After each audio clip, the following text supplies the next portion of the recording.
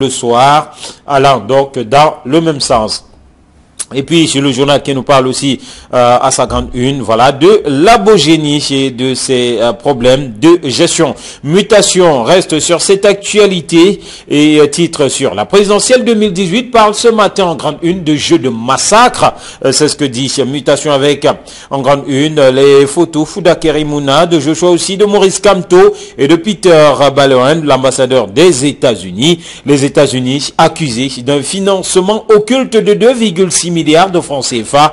3 candidats de l'opposition désignés comme les bénéficiaires du cadeau américain, démentis en cascade tout simplement au jour d'aujourd'hui, à lire à la page 7 de Mutation de ce matin. Repère parle des infrastructures de la CAN 2019 et de Paul Biya qui aura son grand stade. Le journal qui fait un focus, un zoom sur l'avancement des travaux de ce grand stade Paul Biya. Le journal Le Messager nous parle ce matin du mandat prorogé des députés, sa prorogation d'1 an à partir d'octobre 2018 et en coup de force au bénéfice de Paul Biya et du Rassemblement démocratique du peuple camerounais. Le journal nous propose une analyse extensive sur cette question à la page 3 de sa publication de ce matin. Et puis les États-Unis qui crient à la manipulation relativement donc au financement des partis d'opposition. Le journal reprend donc cette sortie des États-Unis qui dément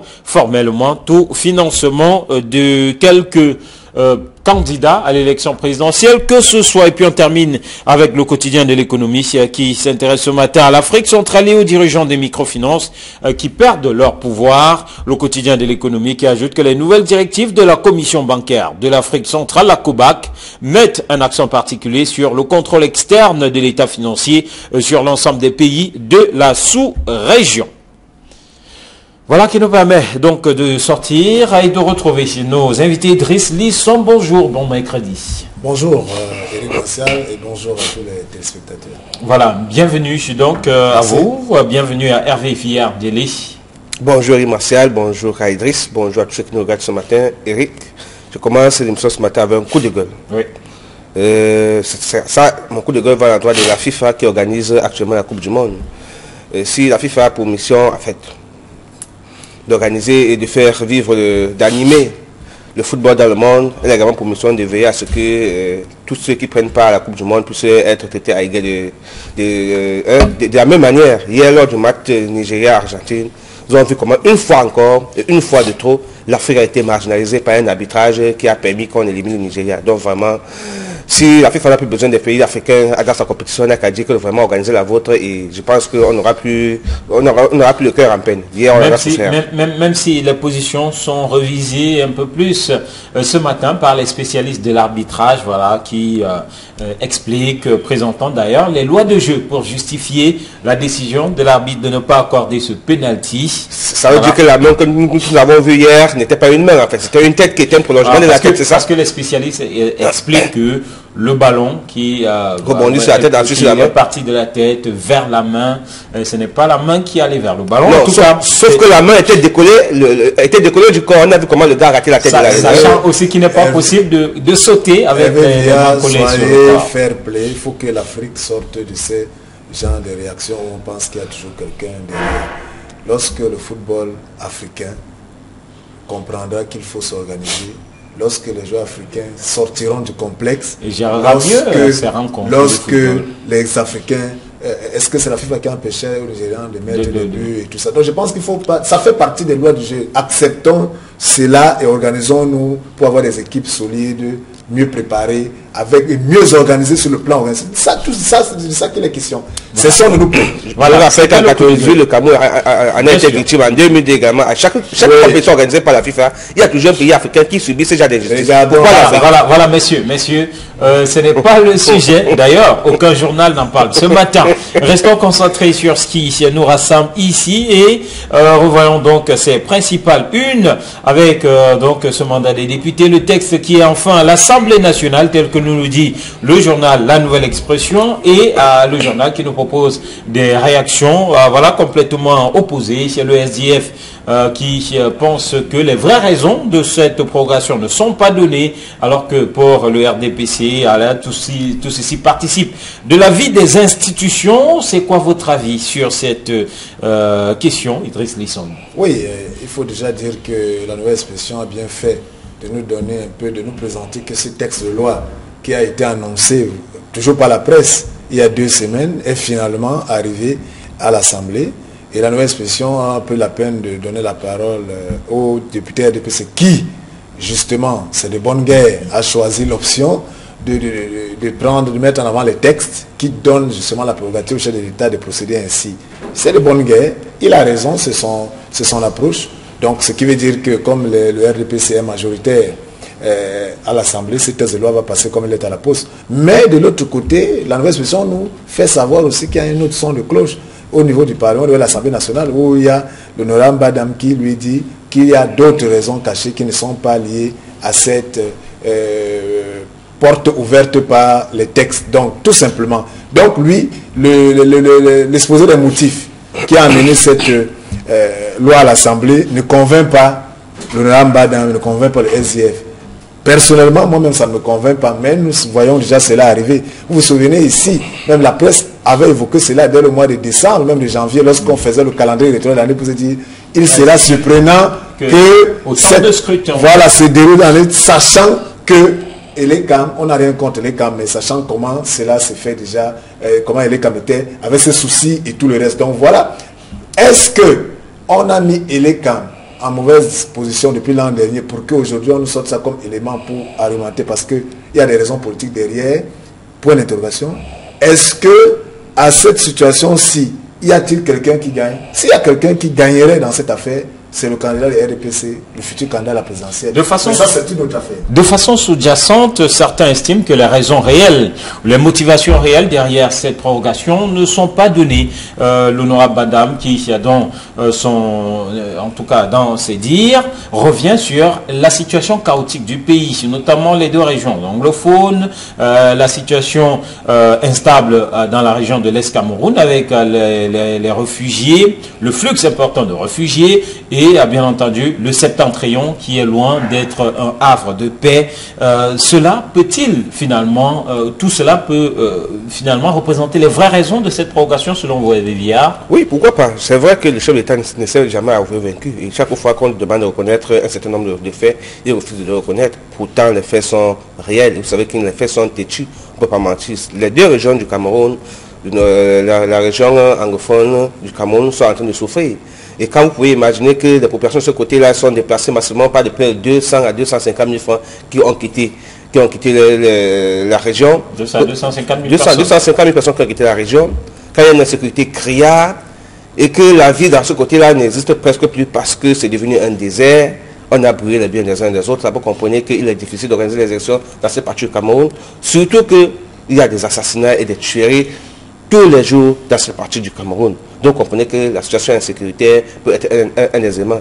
Et également, quand on se retourne vers le septentrion, on va constater que l'extrême nord du Cameroun, depuis environ 3 ou 4 ans aujourd'hui, est victime des attaques de Boko Haram. C'est vrai que la vie commence à reprendre son cours normal de ce côté là-bas, mais ce n'est pas encore ce qu'on connaissait hier. Et du coup, on ne peut pas organiser des élections dans une partie du territoire camerounais où les Camerounais n'y seront pas. Surtout que c'est un suffrage universel direct, d'où on a besoin de l'expression du peuple.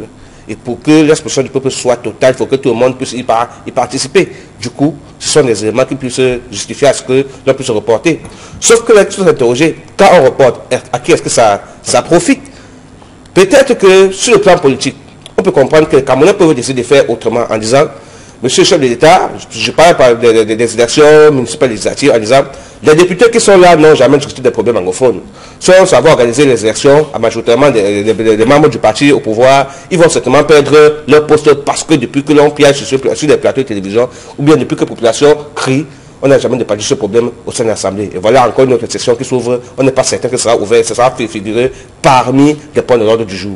Et le chef de l'État sur le plan présidentiel va vous dire qu'effectivement, quand on essaie de faire un bilan, des gens sont fâchés et du coup, il faudrait certainement que tu trouves des solutions afin que ces élections puissent avoir lieu. Auquel cas, l'assentiment ne pourra plus bénéficier des faveurs du Camerounais au niveau des élections. Donc du coup, il se peut qu'en organisant ces élections, sur une manière de perspective, on va constater que le parti au pouvoir perdra. Alors, le messager, justement, abonde dans ce sens. Le messager qui pense qu'il s'agit d'un coup de force au bénéfice de Paul Biya et du RDPC, Idriss. Oui, c'est vrai, on n'a pas encore convoqué le corps électoral pour la présidentielle, mais si on dit les raisons invoquées sont celles du fait qu'il y a l'insécurité et qu'il y a le problème de pacification des régions du Cameroun, mais la présidentielle n'a pas le droit d'être.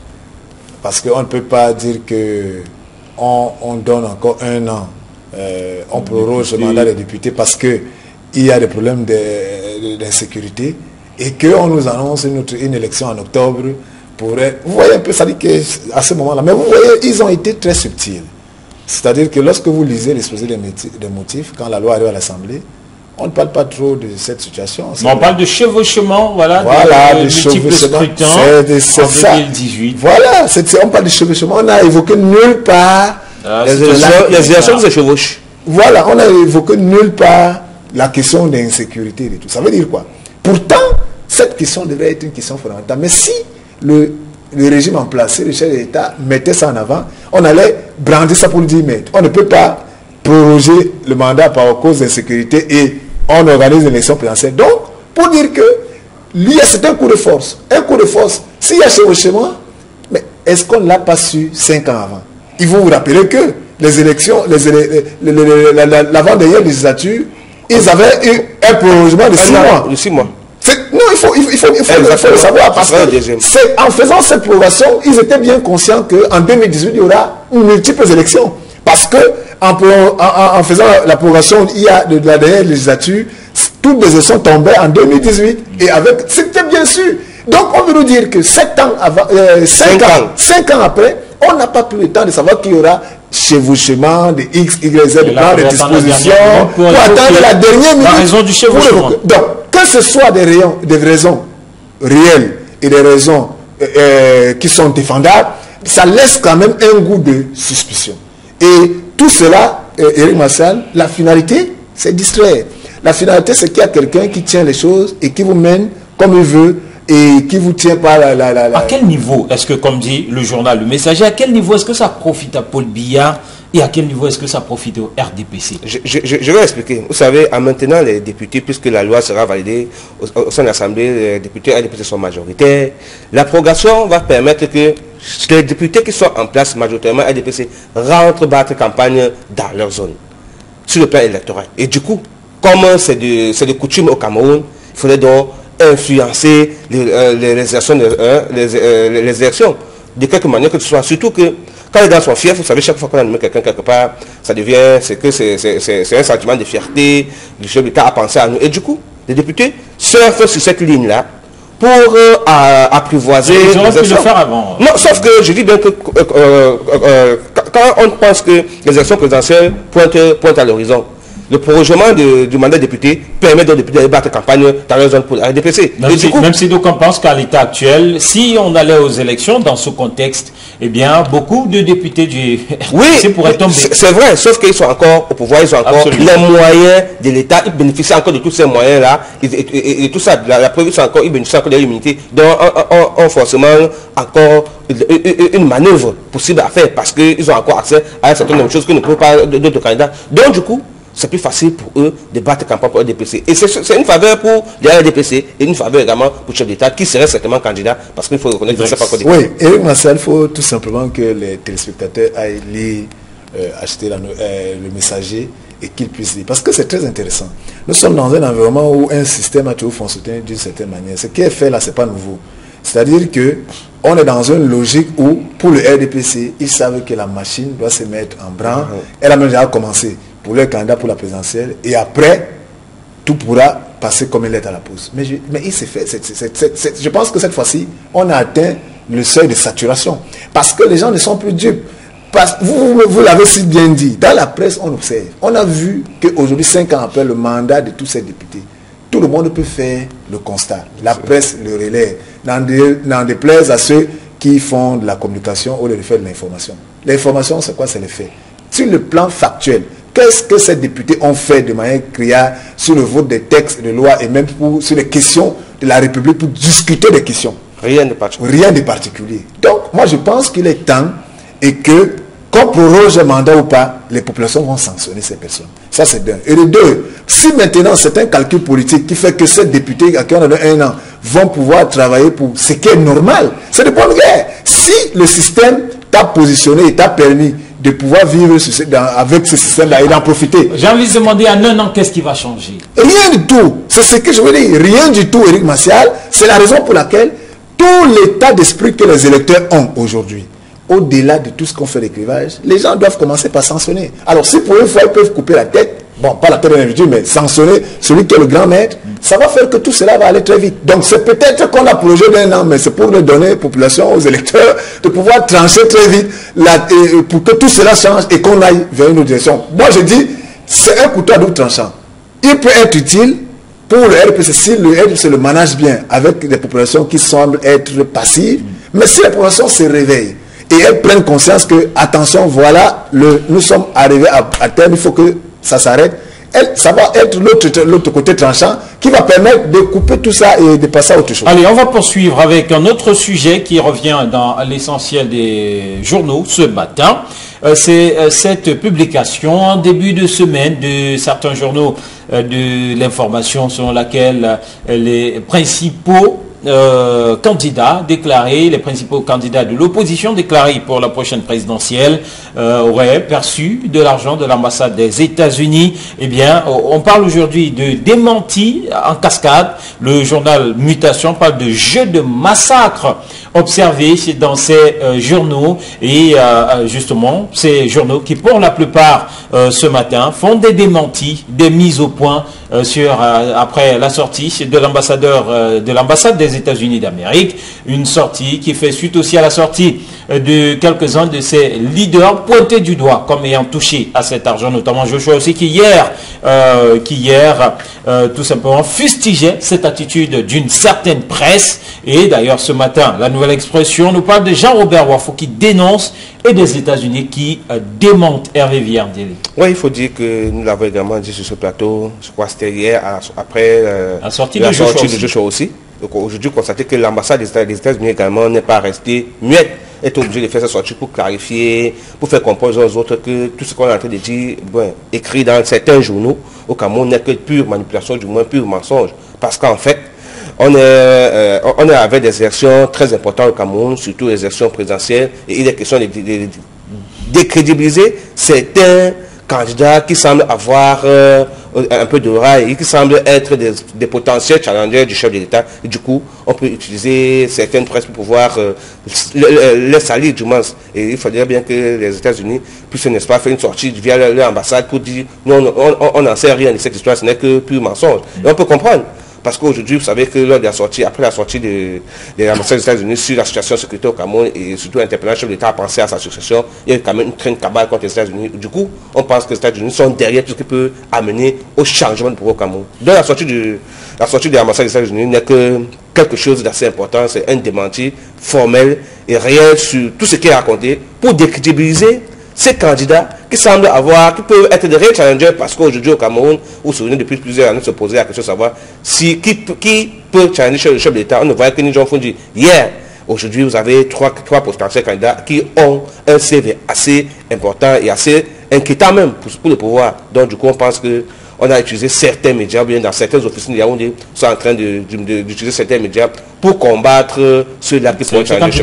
Alors, ces mises au point, ces démentis en cascade, ce jeu de massacre, j'aime bien cette une de mutation, ce jeu de massacre et ces démentis. La mise au point dans la météo, le soir Treillis Hebdo et tous les autres qui voilà, se redisent ce matin après avoir de façon péremptoire affirmer que ces derniers ont touché à cet argent.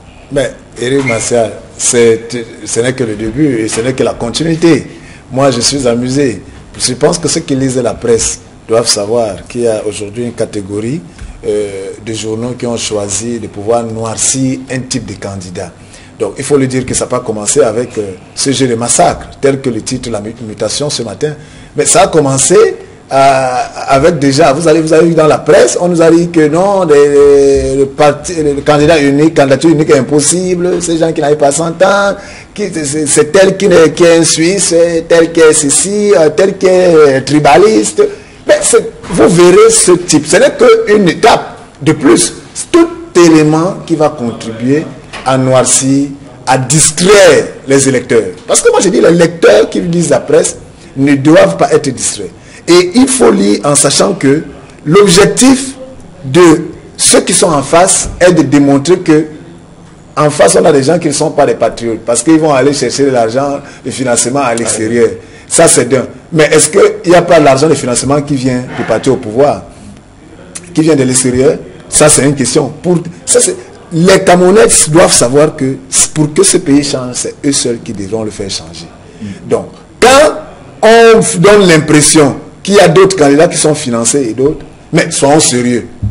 Supposons même que ces candidats aient 2 milliards et demi divisé par 3, 3 milliards environ. Qu'est-ce que ça fait pour préparer les choses? Je dis rien du tout, c'est du pipeau. Contrairement en face avec un candidat qui va utiliser tous les moyens de l'État, avec tout ce qu'on sait. C'est connu depuis des lustres, depuis 92, 97, 2004, 2011. C'est connu qu'un candidat en face a tous les moyens de l'État. Les autres sont... Mais je pense que qui va aller loin maintenant? Mais finalement, quelle image pour la presse camerounaise voilà, qui s'en sort quand même bien assombrie avec cette affaire? Non, mais est-ce qu'elle vous dit qu'elle est assombrie? Parce que par exemple dans la météo, on voit une note de la rédaction qui justifie, par ailleurs, qui dit que non, on avait appelé les responsables de l'ambassade qui n'ont pas répondu, on était en bouclage, on a publié, mais on a donné la parole quand même à l'opposition, un candidat qui... Mais à la fin de la rédaction, on dit, mais n'oubliez pas, monsieur l'ambassadeur, que par rapport à vos propos, aux sorties de l'entretien, vous avez demandé au chef de l'État, vous avez manqué à un élément qui est essentiellement lié à la diplomatie, aux règles de la diplomatie. Donc vous imaginez, je dis, nous sommes dans un schéma pluraliste. La presse peut choisir un candidat et faire ce qu'elle veut là. Ceux qui sanctionnent sont les lecteurs. Il n'y a pas de... Ça ne décrédibilise pas. Non, ça décrédibilise pour eux certaines opinions. C'est pour ça que je dis que c'est les lecteurs. C'est les lecteurs qui vont dire que telle presse est crédible ou pas du tout. C'est de ça que la question. Et ne soyez pas surpris qu'un type de journaux disparaisse avec un type de système. Ainsi va la vie. Et peut-être que comme on a fait d'un cycle, il y a des gens qui ont décidé de tout mettre sur une certaine presse pour pouvoir noircir d'autres. Parce que c'est aussi cela. Ce que nous vivons aujourd'hui, on l'a vécu en 92. Il ne faut pas oublier cela. Où on avait taxé une certaine presse de la Sainte Trinité avec les autres qui étaient... Ce n'est pas nouveau dans notre environnement. Mais je dis, cela ne doit pas distraire, et je finis par là, les lecteurs, les Camerounais qui sont les électeurs, qui savent qu'ils vivent mal, qui savent qu'ils sont dans un mal-être, qui savent qu'ils sont dans un pays qui n'est pas en paix et qu'il faut que ça s'arrête. Et pour que ça s'arrête, il faut que ceux qui gèrent ça soient mis de côté. Vraiment, il n'y a même pas à chercher les médias 14, on va nous dire les Américains, les Suisses, les X, Y, Z. Nous sommes nous-mêmes au pied du mur.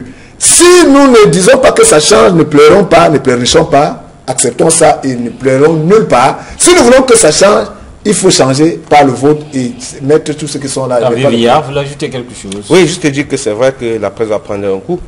Sauf que, comme le soulignait Idriss, vous savez que les presses chaque presse a sa ligne éditoriale et a forcément son financement. Vous pouvez comprendre que ceux qui soutiennent ce genre de choses ont forcément des financements obscurs qui viennent de ceux-là qui sont certainement les acolytes du pouvoir ou pas. Ou qu'ils ont des acquaintances avec le pouvoir, et du coup, même s'il n'y a aucune trace qui démontre qu'ils ont été financés de ce côté-là, il faut quand même reconnaître qu'ils bénéficient de certaines faveurs. Et je voudrais vous rappeler sur ce plateau que, à la veille des échéances électorales, il y a toujours le nombre de titres au Cameroun grandit, du moins se multiplie, se décuple, parce qu'il y a des presses qui sont nées juste pour l'opération électorale, juste pour descendre certains nombre de candidats. Et dès que les élections vont finir, ils vont également disparaître parce qu'il y a de l'argent pour les financer, pour les permettre de nuire à certains candidats pour que ceux-ci ne puissent pas bénéficier de l'assentiment du peuple ou bien des élections. Sauf que, comme le signait Idriss tout à l'heure, le peuple est le seul souverain. La presse peut dire, la presse peut parler et ne pas parler. Vraiment, il n'y a que vous avez le droit de voter, le droit de censure vous revient. Alors, et si que vous souffrez dans un pays, vous avez besoin de changer, c'est à vous que revient le vote. Vous votez et vous votez et vous défendez vos votes parce qu'après avoir voté, il faut rester surveillé pour qu'il n'y ait pas de tripatouillage. Vous savez qu'au Cameroun, après chaque élection, on a toujours dénoncé le tripatouillage tout en disant que les dés sont bipés avant. Alors, puisqu'on est sur la présidentielle, évoquons ce titre de l'œil du Sahel qui parle de la Damawa et s'interroge. Ventre mou de Paul Biya. Oui, et Martial, si on se met dans la logique du gâteau national tel que l'aide du Sahel a pris la spécialisation de nous faire toujours la part du gâteau. Ouais. Hein, vous savez que c'est un journal qui s'est spécialisé à les régionalistes. Voilà. Donc, c'est normal que, puisque nous sommes dans un environnement où on veut toujours dire soutenons le régime parce que nous aurons un retour. Mais je dis toujours, et moi ça m'amuse, avec à la clé le repli identitaire. Voilà où nous sommes arrivés. Mais fatalement, même les régions là où il y a eu 100 ministres, que sont-ils devenus? Que sont-ils devenus? Mais on a vu ici que quelqu'un avait écrit que le paradoxe. Paradoxe pays organisateur. Vraiment, donc c'est pour dire que c'est vrai que la Damawa a eu 11 ministres depuis 33 changements de 11 membres de gouvernement. Depuis 33 remaniements ministériels. Mais 6 ans. S'ils avaient même eu 100, ça aurait changé la Damawa, je doute fort. Il faut que les populations, quand on lit un titre comme ça, le met, c'est pour attirer l'attention des lecteurs et des Camerounais. Pour leur dire qu'attention, ne pensons pas que ce sont les ministres, les membres du gouvernement qui vont venir changer. C'est nous-mêmes qui devons changer. Et changer veut dire que nous devons voter les vrais conseils municipaux qui règlent nos problèmes de tous les jours avec nous. Nous devons voter les députés qui votent des lois pour que les choses changent, pour que nous ayons les facilités pour pouvoir mobiliser les ressources et faire avancer nos choses. Et non d'attendre que quelqu'un sera ministre et va venir construire, faire la route de chez nous ou bien nous donner à manger. Vraiment, c'est fini parce que c'est avec ce type de système que le RDPC nous a habitué où les gens doivent s'aligner chez un ministre pour attendre que chacun pose son problème le matin pour recevoir quelques prébans. Ça, il faut qu'on sorte de ce paternalisme en 2018 qui est révoltant. Donc je dis bien, si on reste dans un système où on va dire qu'il faut un nombre de ministres pour que les choses changent, l'Adamawa a raison de se plaindre et de choisir des opposants, d'être la base des opposants. Comme on dit, mais il faut dire que l'opposition aujourd'hui se retrouve partout.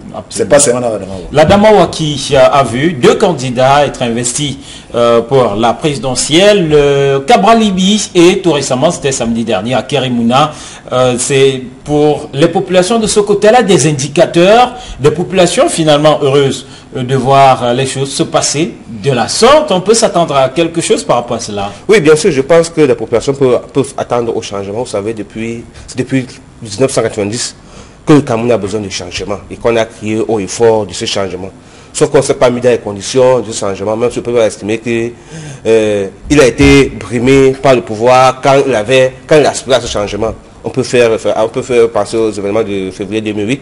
On peut penser également aux événements de ville morte et autres, où beaucoup de Camerounais ont perdu la vie parce qu'il y a quand même un changement au Cameroun. Maintenant, je pense qu'avec le fait que ces 2 candidats, Akerimuna et Cabral Libi, partent déclarer leur candidature dans cette zone, c'est pour bénéficier des faire investir. C'est pour faire investir, oui, implantés dans cette zone. C'est pour bénéficier des assentiments des peuples de cette partie du Cameroun qui se sentent marginalisés parce que quand on essaie de faire une lecture, quand on essaie de faire un tour dans cette partie du Cameroun, on va constater que le développement n'est pas optimal. Il n'y a pas d'électricité dans plusieurs régions, il n'y a pas de route, il n'y a pas d'eau. Ce sont des éléments primaires pour permettre aux populations, au moins ceux qui ont encore des besoins primaires, de pouvoir être assouvis.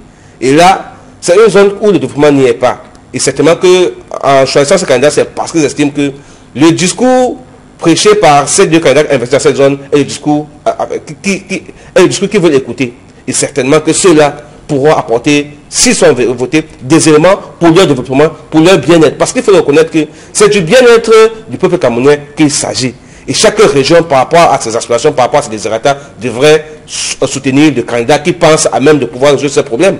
Ce n'est pas forcément parce qu'on sera chef d'État qu'on va le faire. Non, je pense qu'on peut mettre sur pied une politique pour que les populations puissent se mettre ensemble pour se développer. Or, aujourd'hui, ce n'est pas ça. On attend toujours que la main tombe du ciel, que la main tombe de celui qui a le pouvoir, que la main tombe de ceux qui ont été choisis par ceux qui ont le pouvoir, par ceux qui ont été nommés. Du coup, vous comprenez que ça devient très compliqué d'un pays comme le nôtre où Le développement doit être un élément de base. Voilà, alors on va sortir certainement avec vous, Idriss, calcul politique pour ces deux candidats investis dans la Damawa. C'est un bon calcul politique? Oui, calcul politique à deux niveaux. Calcul politique parce que vous savez, le parti qui investit à Kéromouna est un parti qui a des conseils municipaux dans l'avancement de Gaoudé le premier.